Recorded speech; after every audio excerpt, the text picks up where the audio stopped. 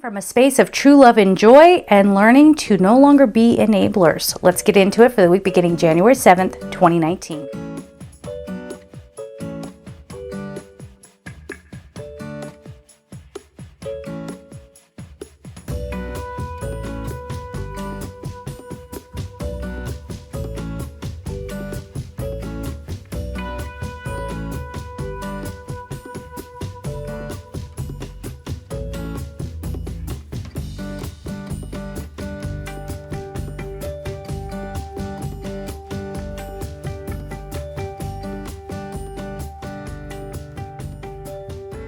Hello everyone, it's Michelle Patterson here with Angel Souls, and this is our weekly angelic message for the week beginning January 7th, 2019. Before we begin, if you would like to get a year overview or talk about anything in a personal reading, just go to my website at angelsouls444.com, the services tab.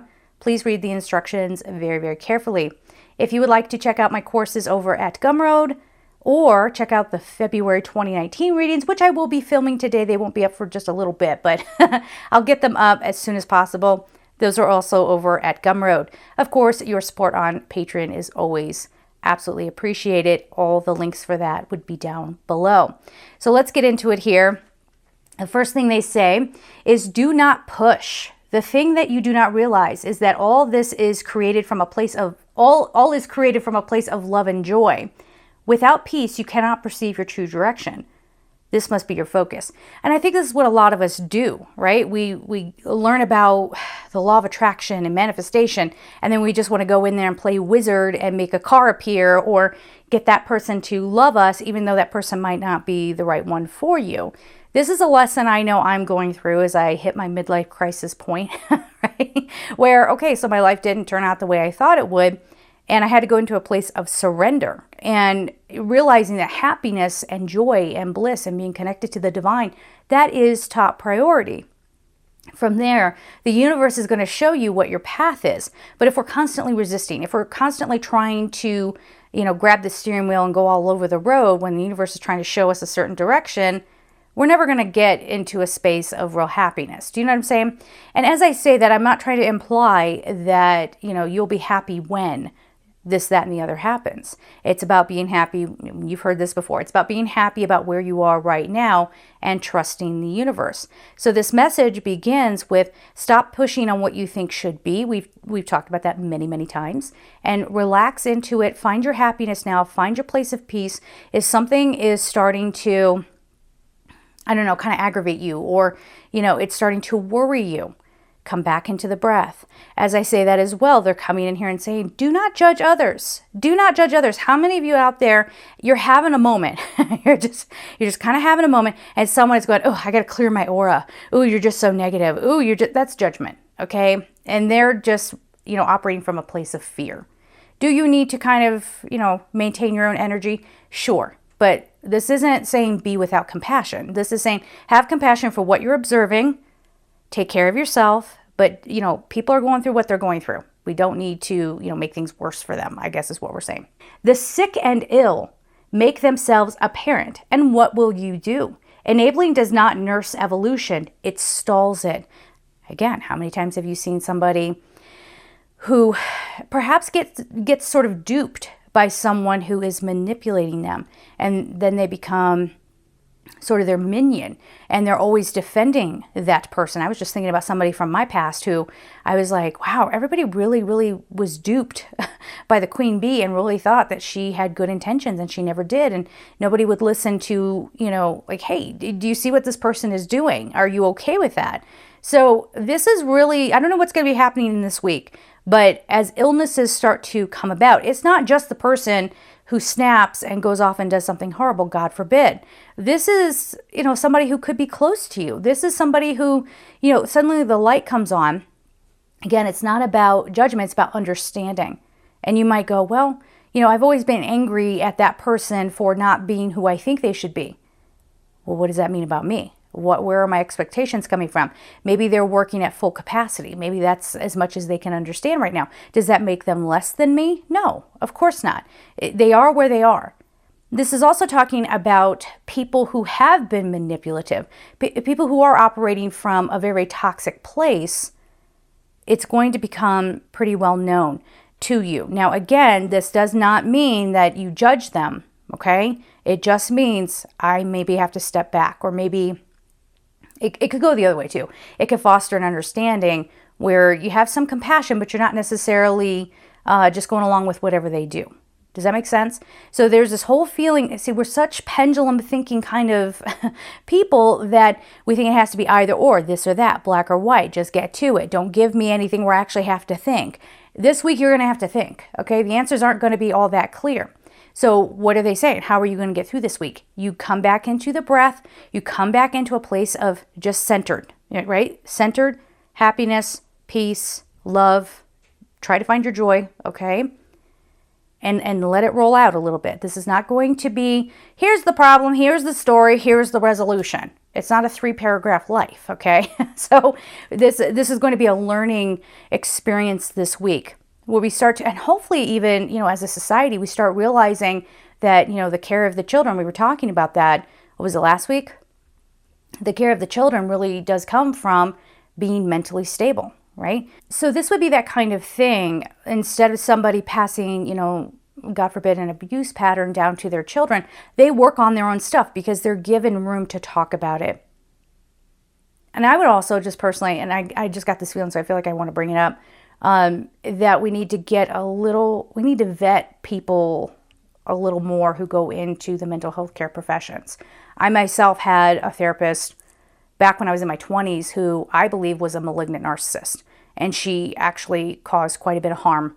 And, so, and it happens. I mean, everybody's got their issues. Everybody has things that they're sorting out. If anybody ever says, I don't have any problems, I'm perfect, more often than not, those are the ones that need the therapy the most. But, we need to, there's a lot of messiness here that needs to be cleaned up. But we can protect ourselves, we can heal our inner child, we can help protect other children by this mental health movement, right? But being more mindful about who's offering the care. Does that make sense? So, it's not just mental illness that they're talking about, but that's a big part of it, okay? And also going into the emotional state too. What keeps us from being happy? Do you feel where I'm going with here? And it makes my heart cry when people leave comments like, I can't follow what you're saying. I don't know what you're saying. Oh, all you do is complain. Guys, that's the sickness and the illness that's going to start coming out. People who can't follow, when you have to go deep, when you have to, look at various pieces, it's not going to be one solid through line. Okay. You got to learn to flow with that. That's what we're talking about. Okay. So then they go on to say, be meditating upon joy, gratitude, and peace. This is where your centeredness is going to come from. Okay. And when your vision becomes clear, do not look away. Do not blame, but observe. Do not victimize, stand in balance. Do not side because, I don't know what that means. Do not side because of how it will make you look. Oh, so don't just defend somebody because you think that's the right thing to do, right? I think I gave the example of, and actually, I think I gave it last week. I could have given more details because who cares? These people are never going to see this video. But I went to the zoo with my family in Ohio, and we're standing in line, and there was this child behind us that started vomiting, okay? Sorry, I should have alerted you guys. Hopefully you're not eating breakfast or something like that. But this child was sick, and the parents are trying to handle it, and I felt bad for them. I did. But then we started realizing, we're hearing the mother, and she's like, oh, it sounded like this kid was already sick, and she dragged him to the zoo. That's kind of, I don't want to get too much into it, but that's what it sounded like. And I'm like, trying not to judge. And I'm like, that poor baby, wasn't feeling when you guys came to the zoo anyway. What the? And now the poor kid is puking. He's going to remember this. He did this in front of all these people. So my heart was going more towards the child. And my mom, who, she is a child care worker as well. She has gotten sick from kids. And so she's grabbing all of us and being like, okay, get back, because she didn't want us getting sick. So this woman who was kind of behind all of this, we're in line to get on this little train, stands there, looks at us because we're kind of backing away. And she's like, oh my God, look at these people. Oh my God, look, total judgment. And then she starts handing tissues over to this child who's like, projectile. Like that's going to do anything. It's going to go right through that tissue, honey. I don't know what you're doing. But she's judging us. She's handing this family these tissues. And being like, I'm here for you. This is what they're talking about. Don't just like, again, this is kind of like not the same thing, but she was more concerned about how she looked. So she's judging other people and she's going to be the hero. Does that make sense? So that's kind of a ridiculous example, but it happened. That's a true story. Somebody actually, their mind actually functions that way, and that's how they behaved, right? So we want to be careful with that. We want to be careful to not just assume that someone's a bad person because they're jumping back from a child that's like, bleh, all over the place. It's not that we had judgment about this family necessarily, although I questioned a few things. Like if your child, just talking about the kid, I think had a fever or something like that. I'm like, and you brought the poor baby out to the zoo. Oh my gosh. But the whole thing here that we're talking about is be careful who you're defending. Be careful make sure you have all the information before you start defending people. Make sure you understand and are open. See, and this is part of getting into your peace. If you're nice and open, you're going to have a better understanding through your empathy about where people are, right? And they're making me feel like this is going to be like a big ship to turn, but eventually we'll get there. Because people don't think like that. They don't think like that. They just don't think to like, let's get all the information before we start jumping to conclusions here, right? So that's kind of what we're talking about here. The first step to that, though, is to get grounded, to get centered, to focus on the happiness and the peace. And that's the place that you can create from. Yes? So there's some other things going on within this message. Going back to the first paragraph, if you really want to create, you have to be in a state of clarity to know what is right for you. And sometimes that means having that heart-to-heart with God. Sometimes that means stepping back from what you think you should be or how your life should look and leaving it open to the universe to give you some suggestions. Okay, so back to the final part here. Your souls cry out for you to know what is real. If you blind yourselves in ego and ego reality, you will continue to trip and fall. Open your eyes. With all love, angels of God's grace. So again, if we keep bumbling through our existence the way that we have, if we're constantly looking at things and thinking we know everything, if we keep pushing to create because, this is the definition of success is to have the big house and to have this, and if I just do a vision board, it'll all come about. I mean, yeah, mentally you can really manipulate energy to bring something in, but will you be happy? You always see this. You see people who get out, and I'm not against vision boards, but it's always the intention behind it, okay? You got to look at the intention behind it, right? So I've seen people who've had their vision boards and they've gotten what they wanted, and then they're like, okay, now I have to focus on da-da-da-da-da. Really? Is that how you want to approach your life? Or do you want to come into the more expansive love space? Okay, now those of you, before you leave your comments about, I love vision boards, how dare you put down vision boards? Have a seat, calm down, we're going somewhere with this, just hang with me, okay? But if you come into that expansive love space, you may not get everything that you think you want immediately. But darn it, wherever you end up, it is going to grow your soul in such an exponential way. The universe is wise and knows what you need right now. So even if it's not how you think it should look, it's the way it needs to be. It's in the highest good of everyone involved, yes? So if you're coming in from an expansive love space and the human part of you still needs that tangible thing, sure, fine. Put together your vision board, okay? But remember, I think this is what I'd like. And people who do the whole manifestation thing, they'll preach and say, you can't say think. I will have this. I mean, they're right, but how much energy do you want to put into this? Do you understand what I'm saying? Do you want to just kind of flow with the universe and say, okay, inspire me to take action when it's the right time? That's when I'll do it, right? I mean, if we're talking about material things, I never imagined that I would manifest the kind of car that I have. Like, I don't really care about, I don't care about fancy cars. I genuinely don't. And that thing just kind of fell in my lap and I didn't know why. It's just a car, you know what I'm saying? But some people would look at that and go, oh, that's proof that manifestation works. You know what I'm saying?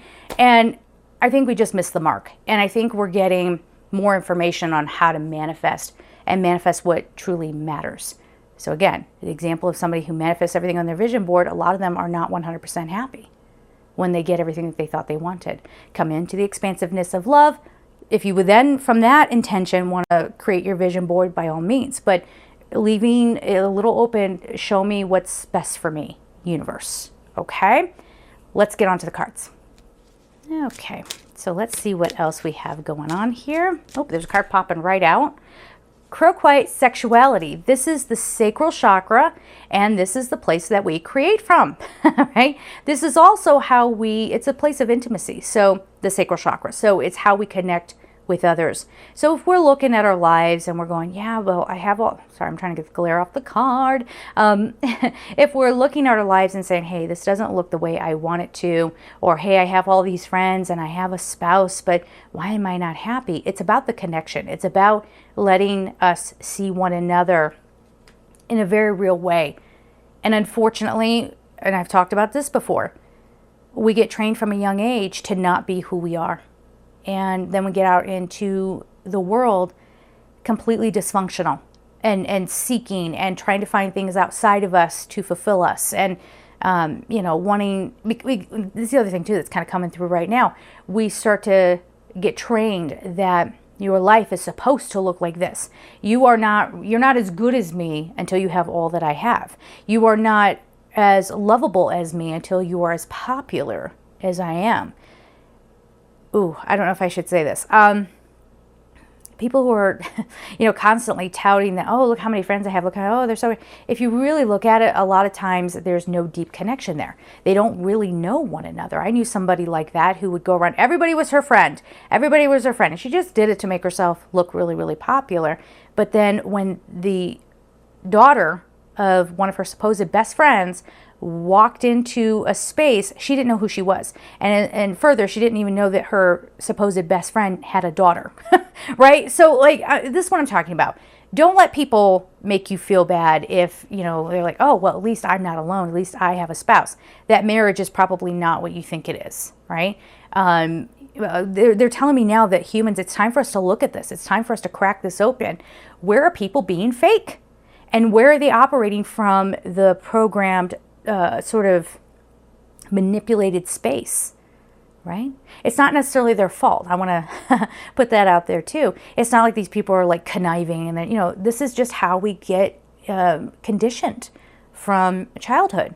You're supposed to behave this way. If you have friends, then, if you have a lot of friends, then that means that you are healthy. I would beg to differ. I've known lots of people who have surrounded themselves with tons of people, but they're still very lonely, or, they're kind of shallow, or the connections are shallow. And, again, it comes down to this whole thing that you don't need to define yourself by those standards. Does that make sense? So if you're somebody, some people are just kind of wired to only want one good best friend, and maybe they have some acquaintances, and they know better than to call everybody their friend. They say, no, this is an acquaintance, this is a friend. If I'm in the middle of the night and I stub my toe and I got to go to the hospital and I can't drive myself, and I'm certainly not going to call an ambulance for that because that's embarrassing. Hey, buddy, I stubbed my toe and I have to go to the hospital. You know what I mean? Like, that's a friend, right? Who takes you and is there with you. If you can't do that, who are these people that you're surrounding yourself with? Yes? So this Croquite card is talking about healing that sacral chakra, which is going to be a big theme for years, probably, for a lot of us. How do we connect with one another? What is that level of intimacy? Whether it's a friendship, how do we connect with our loved ones? If we connect with our loved ones in a manner of fear, I remember you did this, this, and this to me. I remember you taking my toys and throwing them at my head, and therefore you wounded me, and therefore, okay, I mean, it's not to diminish what people have gone through. There are levels, right? But if we come at it and go, okay, you know what, that was 30 years ago, right? We're adults now, we can connect on a different level, honoring that, honoring the potential for connection, okay? That's also ease of money, creativity, all that stuff. Interesting. So then we have Sunstone Empowerment. So this could be, it's kind of an orangey color, so it makes me think of the sacral chakra going in with that. The sacral chakra is also the emotional body, but this empowerment comes into the solar plexus. So this is redefining yourself from more authentic, on more authentic terms, let's put it that way, and from a more authentic space. And this could be a very abundant card as well. I'll tell you what, the mastery every week is not tuning in and channeling. It's getting the glare off these cards. Whatever. And I'm having an allergy attack on my face, so I don't have my contacts in. I can't see what's happening. But Sunstone Empowerment, getting back to who we are, not worrying so much about what things look like from an ego standpoint, but more how do they feel, okay? And when we're tuned into our empathy, you might find yourself connecting with people that you never imagined you would. You know what I mean? For some of you out there, this could be you falling in love with somebody that you never thought you would, okay? Moonstone cycles, yes. So moon phases, moon cycles, and this is saying that we are all collectively at the end of a cycle right now. This is all about the emotional body. This is about connecting into that divine feminine aspect, okay? Everybody has divine feminine within them and divine masculine. So this is you balancing that out and finding harmony. This is Archangel Haniel territory. So finding your joy. Find the joy. Even if you are living in a way that other people, society out there would say, oh, that's terrible. You can always find your happiness one way or another, okay? By having a good conversation with someone that you love, or having a conversation with yourself. Even if you are alone right now, this is a great opportunity for you to get to know yourself. So don't let society pressure you and say, oh, you're by yourself. Well, there must be something wrong with you. No. Anybody who would even think that, they're operating from a dysfunctional program, okay? Something, we need to honor where everybody is at, I guess is what I'm saying. Okay, and we're coming out of this phase now where we are, being more accepting and not being so judgmental, okay? So then we have calcite relaxation, again, relaxing into the peace, the joy, stop pushing. I think that's a really, really big message here, is to stop pushing so hard. Stop putting pressure on yourselves. For some of you out there, our careers, it really becomes how we define ourselves. And if you're pushing, you're not getting the results that you want, or you feel pressure to provide for your family in a certain way. Remember, happiness has nothing to do with a lot of money. Happiness, and I feel like there are people out there going, no, but you can find your happiness in other ways, okay? Your sanity is worth something, right? Okay, see, that's the other problem too. A lot of us, we're under so much pressure. I'm totally guilty of this. I get, I put a lot of pressure on myself, and I do my exercises too. I get centered too, but I'm human, and I have to be reminded to come back in and thank God for our spiritual teams, right? They help us in that way. That's what they're there for. But I have to kind of get centered and grounded again and go, okay, you know what? If that doesn't happen right this second, the world will not implode. It will be okay. But it's that programming still running. You gotta work hard. You have to do this. You have to do that. If you're going to be worth anything, and it's actually taking us off path, and it ends up making us competitive with one another. We see each other as potential enemies. It breaks our trust. It sort of compresses our compassion. All of these things, and it's making us sick and ill. And that could be in a physical way. That could definitely be in a physical way, but I think it's more in a mental way as well. And when we're not in the free flow of connection with one another, now we're going to be experiencing disease. We suffer without connection. Does that make sense? But the connection can't just be out of desperation. Oh, I'm lonely, so I have to hurry up. Guess what? You're going to open yourself up to be food for somebody who is going to come in and manipulate you. That's not what we're talking about here. We're not talking about desperation. We're talking about calming ourselves down, deprogramming, and finding true connection in a divine way. And as I say that, we have pink, let love in. The number is 4. You cannot see my sweatshirt. I don't know how much I'm going to have to crop this out, but my sweatshirt actually says love across it. But let love in. We need to start getting to that place where we have more compassion and love for one another, whether people are living in a manner that we think they should or not. It doesn't matter. It doesn't matter. Everybody's on their path. Everyone is wired in the way that they need to be in order to experience this lifetime. It's one of the things that really bothers me. I talk about the spiritual community, how you'll have so many people who try to come off as Zen. And this kind of goes back to the Autowrite. Don't just do things for how it's going to make you look, right? So people want to come off as super Zen because that gets more views, blah, blah, blah, blah, blah. And they're usually, and I say this because I'm on the other end of it usually. That Michelle Patterson of Angel Soul, she's got such an attitude problem. She's so this, because I tell it like it is. Courage. I'm pretty proud of that, actually. But but what I'm saying here is that, be careful of people who just tell you what you want to hear or just coddle you or whatever. That's not real. It's not real love. When we let love in, it's saying, okay, we're looking at somebody who has a perspective. They have a way of approaching something. It's not maybe how I would do it, but they're not harming anybody and they're not harming themselves. So let them have their moment. Let them perceive things and process things in the way that they do. This also could extend this message to people who, I hear this a lot in my profession. I can't get my family on board with my spirituality. I can't get my family to awaken and have their spiritual awakening. You're in trouble. You're in trouble if you think that you are the one that's going to pop them open. That is not what you're here for. You are here to work on your own spiritual awakening. You're really coming from an ego place if you think it is your job to awaken people around you. Okay? We can help if somebody is going through an awakening process and they're feeling a little ill at ease or whatever, and you're like, hey, I've been there. Having empathy and then guiding in that way. But what I hear people say, it's not in that with that intention. They're coming and saying, they just won't catch up to me. They just won't spiritually awaken. And you know what? They're bringing me down, right? Because it's your world and everyone's just living in it. Ego, right? That's God's job to help people awaken and to spark that awakening, okay?